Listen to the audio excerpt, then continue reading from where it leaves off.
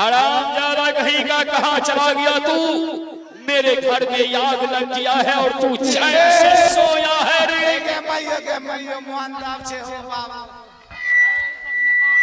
ये बता जी महाराज, अब तो चमेली भी शादी करके इस राज से दूर चली गई। चमेली अब घर बसा लगा और वो चंडाली चंपा अभी तक हवेली में बैठी है। चंपा अपने खाना मांग रहा, इसलिए मैं सोचता हूँ कि चंपा की शादी कर दूं। चमेली के साथ साथ चंपा का भी शादी। हाँ बिजली हाँ, बहुत बढ़िया महाराज सोचे हैं। और चंपा के लिए कैसा और काम क्या धोतना खराब लगी रहा है। काहे कर करते हैं जी? बढ़ाइए इसको। आए खिना काल खिना ऑपरेटर बन रहा यार। हेलो छे। लेकिन चंपा के लिए कैसा वर चाहिए महाराज? चंपा के लिए कैसा वर चाहिए? तोरा जमाए बनता तो ये कहो। चंपा के लिए तुम ऐसा वर ढूंढ करके ले आओ जिसे चलने के लिए पैर नहीं है, खाने के लिए हाथ नहीं है, जिसके शरीर से खून और पीप का धारा चल रहा है। ये कोढ़ी को पकड़ करके ले आओ। जी महाराज।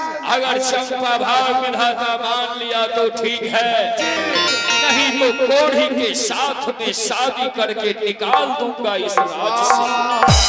ए महाराज, हमारे कैसा कोढ़िया रंग के पिल्लू फरता? किसको?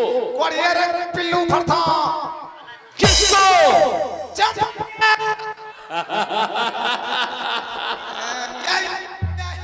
तू जा बिजली, और मैं तुम्हारा इंतजार करूंगा। जी जाइए जाइए महाराज।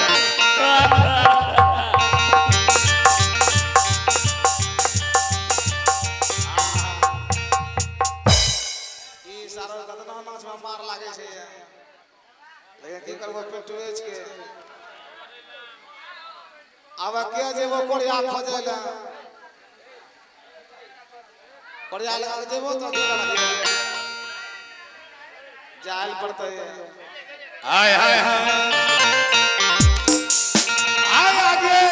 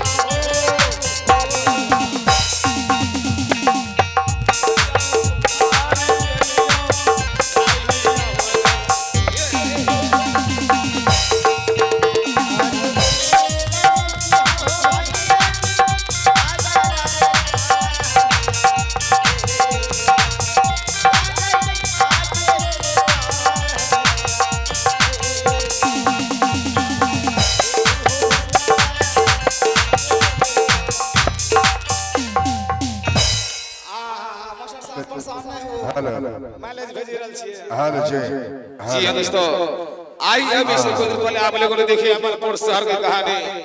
अमरपुर शहर के रहने वाले राजकुमार अमर सिंह एक दिन जंगल की ओर आया था और जंगल में शिकार खेलते समय इच्छाधारी नाग को अपने बाणों का शिकार बना लिया था। आई उस इच्छाधारी नाग के रहने वाले नागिन जो कि राजकुमार को श्राप दे चुका था, आज उस श्राप से राजकुमार अमर सिंह किस प्रकार अपने समय को जी रहे हैं आप लोग शांति का दा देंगे और उठाकर आज का सीन और सिनेरी से क्या बात है सीन स्टार।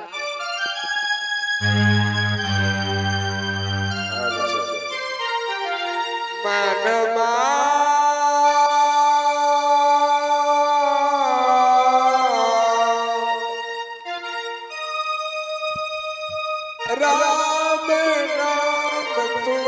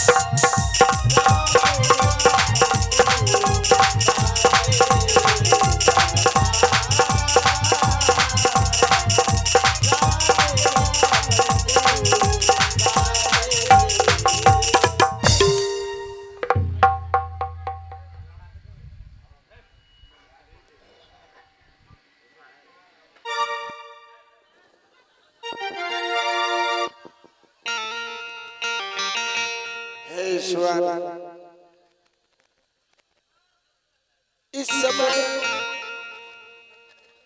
मैं जंगल में दर दर की ठोकरें खा रहा हूँ।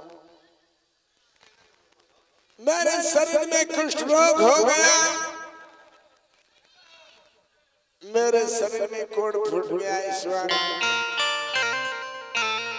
ना तो मेरे पास चलने के लिए पाँव रहा, ना तो भोजन करने के लिए मेरे पास हाथ रहा। हे भगवान, आज नागिन मां के श्राप से मैं अपना महल भी वापस नहीं जा सकता।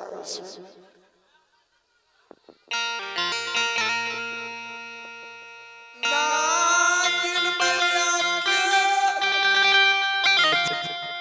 जी क्या बात है जी।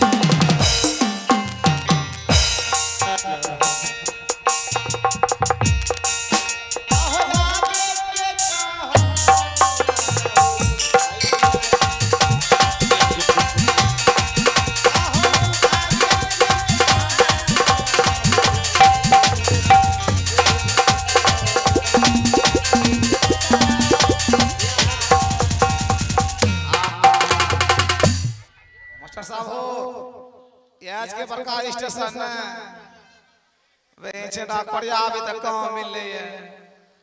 अरे हाय भाई बेचे डाकरिया खींच ले आ जाए छे बताओ।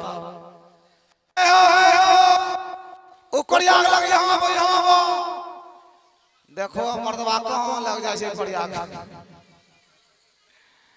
ए करिया ना पकड़ ला बहन ए करिया ना पकड़ ला। ए कोटी भाई है हो बहन छेड़ा कोड़ियो मर्दवा पाछो जाए रहा